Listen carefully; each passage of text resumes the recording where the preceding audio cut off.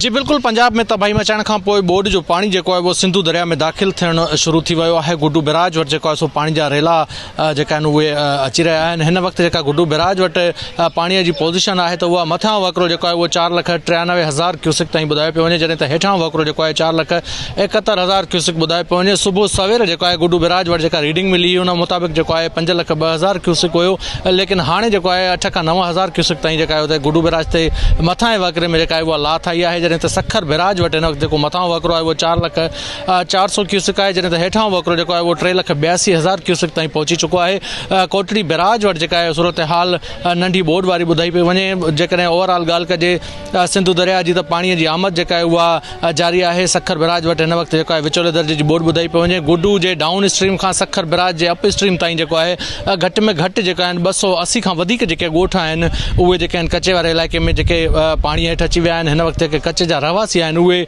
कचे में ई जेको आहे महसूर आहिनि। हिन वक़्तु कचे जे रहवासियुनि जो इहो चवणु आहे त संदन घर जेके आहिनि उहे पाणीअ जी सतह खां मथे आहिनि। जेसीं ताईं संदन घरनि खे पाणी टच न कंदो तेसीं ताईं उहा न निकिरंदा। जॾहिं त इंतिज़ामिया हिन वक़्तु जंहिं असीं स्पॉट ते बीठा आहियूं हिते सुबुह सां असिस्टेंट कमिश्नर रोहिड़ी पारां जेको आहे सो अची माण्हुनि खे इतलाह कयो वियो आहे त तव्हां जेको आहे महफ़ूज़ हंधनि ॾांहुं मुंतक़िल थी वञो, छाकाणि जो दरिया सिंध में जेको आहे 6 लख ताईं पाणी जेको आहे सो उहो इम्कान ज़ाहिर कयो पियो वञे सखर बैराज वटि।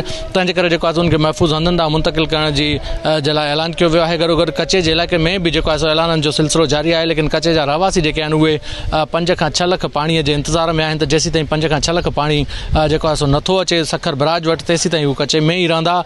हिन वक़्तु जेका सूरत आयल आहे त गुड्डू बैराज वटि जेको आहे सो 4,92,000 क्यूसिक जो रेलो गुज़री रहियो आहे, जॾहिं त सखर बैराज वटि जेको आहे उहो मथां वकिरो जेको आहे 4,04,000 क्यूसिक ताईं ॿुधायो पियो वञे। जी।